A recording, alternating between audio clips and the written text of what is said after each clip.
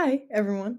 Um, I'm Kyla, and my presentation is on Chinese American children's literature, specifically finding individuality within the culture. So let's get started. So first, we have the introduction. In Chinese American culture, there's a lack of individuality with children. In children's literature, it is quite difficult to portray life and adventure when there isn't much of individual appreciation or growth. There comes a sense of belonging with these types of children's books, especially when learning about their culture. The stories that I've picked out for this presentation allow Chinese American children, to have personal growth about who they are and where they came from. So, without further ado, our first book is Watercress. Yeah. So Watercress was written in or was published in 2022 by Andrea Wang. So bear with me to go through the book. So basically, this family is in Ohio and they're driving along and they see some watercress. Now, watercress is a type of plant you can pick and wash and eat. So, and it's very it almost looks like corn in a way, and it's very delicious. So, anyway, so they stop and immediately they're like, "Let's pick some watercress," because the parents used to pick the parents they used to pick watercress in China, so it brings back some memories. Um, Both the son and the daughter are like, oh, annoyed that they have to stop and help pick watercress for their parents. And the girl is actually worried about um cars driving by of people she may know. So, and she's kind of like ashamed of her of what she's doing. So she's not having like a very fun time. Her brother's, messing with her. So they get back in the car and they leave. And then they are at the dinner table and they're eating. And as you can tell, she's not exactly happy to be eating the watercress. Um, she would like to be eating vegetables from a grocery store, more fresh. And then it says, Mom and Dad press me to try some. It is fresh, Dad says. It is free, Mom says. I shake my head. Free is bad. Free is hand-me-down clothes, roadside trash heap furniture, and now dinner from a ditch. So she doesn't really like that. And so her mother gets up and shows them a picture of her family. And she starts talking about her brother, which shocks the family because the mother doesn't talk about her brother. But basically, when the mom lived in China, um, the Great Famine was happening, and they ate anything they could find until it was not enough. So her younger brother had passed away from starvation.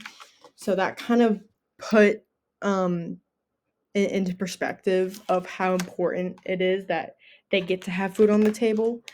Um, So she says, I look from my uncle's hollow face to the watercress on the table, and I am ashamed of being ashamed of my family.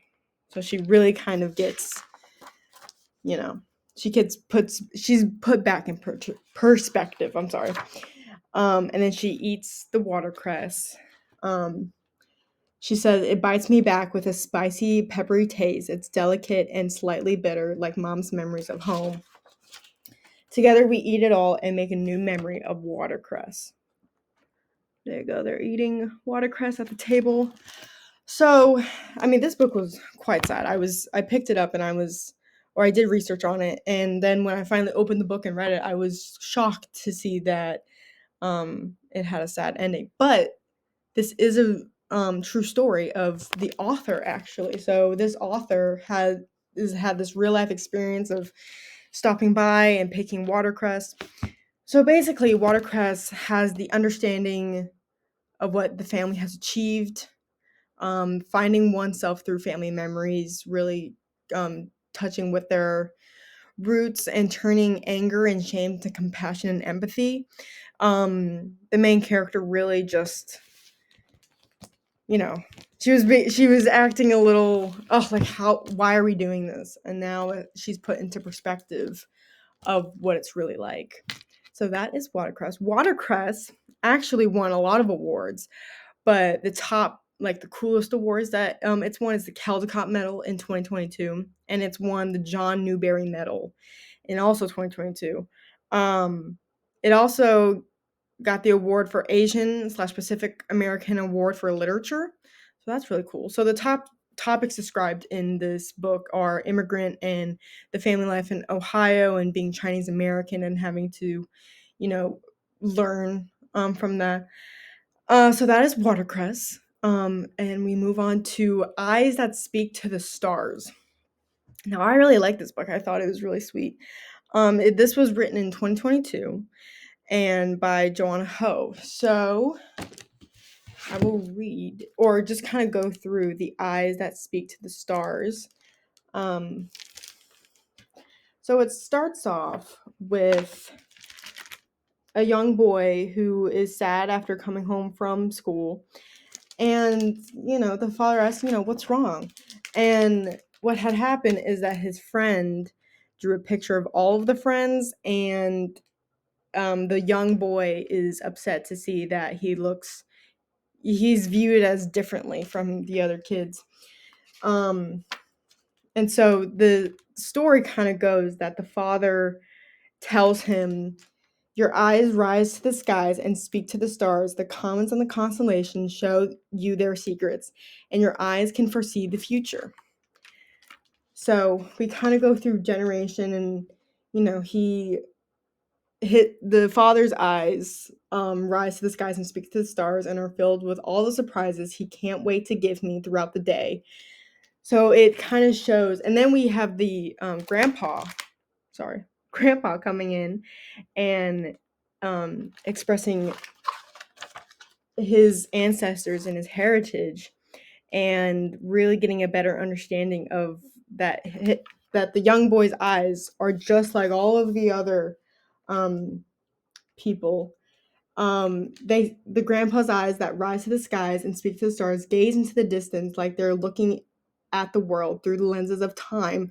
The voices of ancestors whisper in his ear, speaking in lilting languages of rice paddies climbing mountains like stairways to the sky. Mizzou's miracles showing mercy from on high, and mango milk from the night markets lit with bulbs of light. So the grandpa's kind of sharing his wisdom with the young boy that his eyes are very special. And then it goes to another generation of Dee Dee, who is the young boy's little brother. So Grandpa holds the wisdom of generations, like his eyes are like Dee Dee's. Dee Dee's eyes that rise to the skies and speak to the stars are closed so long I grow an inch waiting for him to wake up. And then he wakes up, and he kind of brings that wisdom along with his little brother. He looks at me like I'm the world, but he is the sun filling my days with light. Isn't that so sweet? And then he says, Dee Dee's eyes that rise to the skies and speak to the stars are just like mine.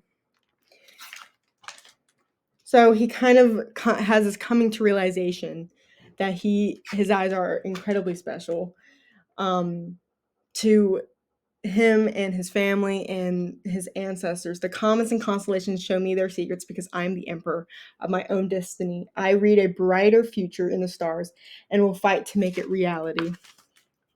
My eyes that rise to the skies and speak to the stars are visionary. Oh, I just love them. Oh, they are Baba, they are Ongong, they are Didi, they are me, and they are powerful. That last line is just amazing. So, Eyes That Speak to the Stars allows readers to develop a deeper understanding of empathy and understanding centered around love through the generations of boys and men, and finding an understanding of oneself through ancestors. So it's really having this realization that he is special to his family, to his ancestors, to his culture. So the author, Joanna, has written another book that's similar to this called Eyes That Kiss the Corners, and it's about a girl instead of a boy. But both books were on the New York Times bestseller, which is pretty cool. She's a really cool author. She's written many other books like this. Um, so that's yeah. So that's Eyes That Speak to the Stars. Then for a less dramatic book, we have Ling and Ting, the twins that are not exactly the same. I have 4 of the books actually. So I have the first one, Ling and Ting, not exactly the same. Ling and Ting share a birthday. Ling and Ting twice as silly, and then Ling and Ting together in all weather. So these kind of are special in its own sense that these twins look exactly alike, but they're not. Um, I will give you an example. They're kind of like mini stories within a book. So they're good for young new readers, such as like 5 to 8 year olds. But these are the twins sitting in the hair cutting place, and you can see that Ling sits in a chair very, very still. She's very, calm about getting her haircut. And now Ting is not so excited. So she's twitching, she's fidgeting with her legs and her knees and stuff. So there is individuality from each of them. So, I mean, you go on and they're doing silly things like magic tricks. And I mean, there's not exactly the same, which is kind of the basic topic of proving to the readers that they aren't the same. But you have share a birthday, and there's funny stories about what they do. So basically, just because they are twins does not mean they're the same. They establish their individuality while maintaining their close bond. And then in one of the books, they talk about Chinese medicine that one of them tries to make, and it goes poorly wrong. But it's the fact that she has this recipe from maybe their mother or their father. It's having their own path to making the Chinese medicine. So the issue on the table. Oh, I'm sorry. Well, never mind. The issue on the table is that it is argued that the practice of Confucianism plays a big part for young Chinese children who are not being able to find out who they are in books. Confucianism, if anyone doesn't know, is an ethical doctrine that emphasizes personal morality and good behavior, and is often described as a civil religion. Thus, certain aspects of this practice, like its emphasis on conformity and hierarchical relationships, might limit individuality and discourage critical thinking. So they're really lacking that ability to think on their own. They are only being able to think for other people or other um, practices. But on the good side, Confucianism helps young Chinese American children learn about respecting their elders, the importance of education, and the value of family and community. These principles can help instill a strong moral foundation, and sense of responsibility. Um, so, in the solution of trying to balance Confucianism with children's literature, we can adopt creativity in the books. I think a lot of the times, especially in Ling and Ting, there's so much creativity. And I mean, they are kind of on their own. You don't really see the parents. You see some adults come in and out, but they are kind of creative on their own with baking cakes, going to stores, buying their own stuff. So, I mean, that also goes along with promoting critical thinking, such as, buying stuff or, going on adventures. And then there's balancing respect and independence along with Ling and Ting. They're by themselves. They're not exactly under any parental guidance. But also respect and independence. We have the young girl in Watercress learning how to respect her parents and her culture. And then integrating culture exposure, again, picking out the watercress is something the parents used to do in China. And also integrating culture exposure, having this young boy learn about his culture and, you know, appreciating it for all of the generations to come in before him. So I hope you all learned something out of this. I was very glad to pick this topic and give you a good representation about Chinese American children's literature. Thank you.